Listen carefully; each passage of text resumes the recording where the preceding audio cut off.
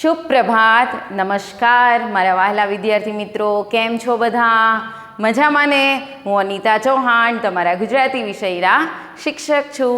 તો બાળકો, આપણે ફરી મળ્યા છીએ આપણા ગુજરાતી ક્લાસમાં. તો આપણે ગુજરાતીની અંદર આપણું ચેપ્ટર નંબર 5 સમજી ગયા છીએ, બરાબર? જે ચैप्टरનું નામ હતું लालचનું फल, बराबर?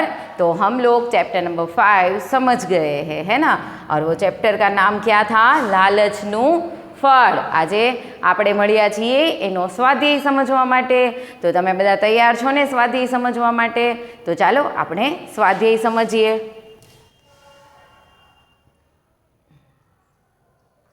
तो स्वाध्याय समझता पहला આપણે એના શબ્દાર્થ સમજીશું, બરાબર? तो स्वाध्याय को समझने से पहले हम थोड़े से शब्दार्थ समझेंगे. तो सबसे पहला शब्द है रोटली. रोटली मतलब એનો શું અર્થ થાય? લોટની પાતળા પડ જેવી ગોળ आकार वाली रोटली. जो हम आटे से बनाते हैं, रोज रोटी और सब्जी जो खाते हैं, उसे गुजराती में बोलते हैं रोटली. પછી છે ટુકડો, યાની નાનો ભાગ, સ્મોલ બાઇટ, ઠીક है. झगड़ो तो तकरार, बराबर? लड़ाई तो जंग अथवा युद्ध, ठीक है. हम झगड़ा करते हैं, जंग लड़ते हैं, तो गुजराती में लड़ाई पण कहवाय छे. ત્રાજવું तो वजन तोलवानुं साधन. मतलब कि आप सब्जी मंडी कभी गए हो तो वहाँ पर जो आप सब्जी लेते हो तो वो क्या करके देते हैं आपको? नाप के देते हैं, है ना? जो उसके पास होता है नापने के लिए, उसे गुजराती में क्या बोलते हैं? ત્રાજવું, बराबर? पल्ला એટલે ત્રાજવાની ડીશ જેમાં વજન કે દાગીના મૂકવામાં આવે છે તે, બરાબર? લાલચ એટલે લલચાવનાર વસ્તુ, લોભ અથવા લાલસા, બરાબર? જે આપણને પોતાની તરફ આકર્ષિત કરે છે, લાલચાવે છે એને. સંતોષ તો તૃપ્તિ, સુખ, બરાબર? પછી છે તોલ એટલે વજન, વેઇટ. તોલ એટલે વેઇટ, વજન. પરસ્પર તો અરસ્પરનું. મોકો તો પ્રસંગ અથવા તક, બરાબર? હવે આપણે આપણો સ્વાધ્યાય ચાલુ કરીએ. तो સૌથી પહેલો प्रश्न છે, सबसे पहला प्रश्न है हमारा, दिए गए प्रश्नों के उत्तर दीजिए. तो इसमें मैं सारे प्रश्न के उत्तर नहीं दूंगी, कुछ बाकी रखूंगी जो आपको घर पे होमवर्क में करना है, ठीक है. तो सबसे पहला प्रश्न है हमारा, बिलाड़ी घर में शू लईने गई? तो बिल्ली घर में से क्या लेकर गई थी? आपने अगर हमारी स्टोरी समझी होगी तो आपको पता होगा. तो बिलाड़ीओ घर में शू लई गई हती? तो तमारे आंसर आखो लखवानो छे कि बिलाड़ी घर माथी रोटली लई गई, बराबर? तो बिलाड़ी घर माथी रोटली लई गई, बराबर? लई गई हती अथवा लई गई. पछी बिलाड़ीओए रोटलीना टुकड़ानुं शुं कर्युं? बराबर? तो बिल्ली ने रोटी के जो टुकड़े थे उसका क्या किया?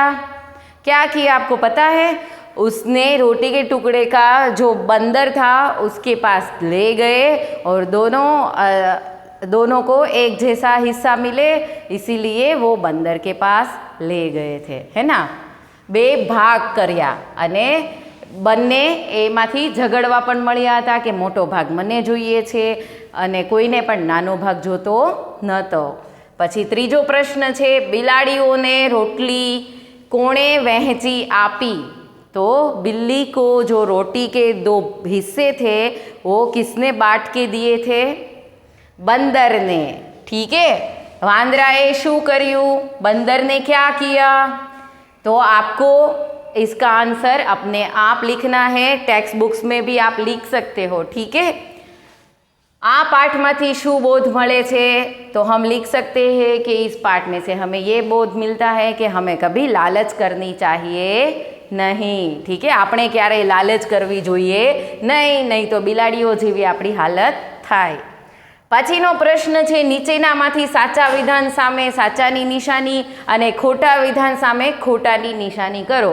मतलब कि ट्रू और फॉल्स हमें करने हैं, ठीक है। जो सही है उसमें सही का निशान, गलत है उसमें गलत का निशान।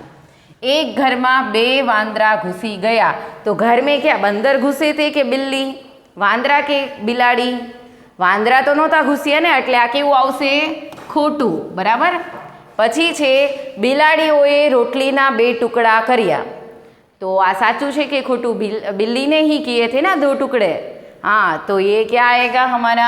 ट्रू, ठीक है। बिलाड़ीओं ने रोटली शियाळे वहेंची आपी, तो शियाळे वहेंची आपी थी, बिल्ली को रोटी किसने बांट कर दी थी? बंदर ने ना, तो फिर शियाल कैसे आएगा? तो ये क्या है? गलत, ठीक है। अभी एक है वो आपको करना है।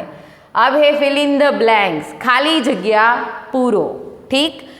बिलाड़ीओए खाली जग्या माटे झगड़वा लागी। सेना माटे झगड़ती थी? बिल्लियाँ किसके लिए झगड़ रही थी? रोटली के लिए, ठीक है, रोटली माटे, रोटली, बराबर। वांदरो रोटली वहेंचवा माटे खाली जग्या लई आयो, बंदर क्या लेकर आया? रोटी को बांटने के लिए। तो आपणे गुजराती में शुं कहीशुं एने? ત્રાજવું, બરાબર, ત્રાજવું। પછી છે વાંદરો તેની ફી રૂપે ખાલી જગ્યા ખાઈ ગયો। શું ખાઈ ગયો? बंदर अंत में जो रोटी का जो भी हिस्सा बचा था वो भी खा गया, तो उसे गुजराती में क्या कहेंगे? भूको। શું કહેશું? ભૂકો, બરાબર। બાકીની 2 છે એ તમારે જાતે કરવાની છે। બંને ભૂખી બિલાડીઓ ખાલી જગ્યા ઘસતી રહી ગઈ। પછી છે ખાલી જગ્યા અને ખાલી જગ્યાથી માણસે દૂર રહેવું જોઈએ, બરાબર। તો આપણે ઝઘડાથી અને લાલચથી દૂર રહેવું જોઈએ, બરાબર। તો આ હતો આપણો અભ્યાસ અને અહીં આપણો ચેપ્ટર નંબર 5 પૂરું થાય છે અને નેક્સ્ટ વિડીયોમાં આપણે મળીશું નવું સમજવા માટે, વિશેષ વાંચન કરવા માટે। તો આજે આ વિડીયોમાં અહીં સુધી જ રાખીશું, નેક્સ્ટ વિડીયોમાં મળીએ નવું શીખવા અને સમજવા માટે। ગોડ બ્લેસ યુ, આવજો।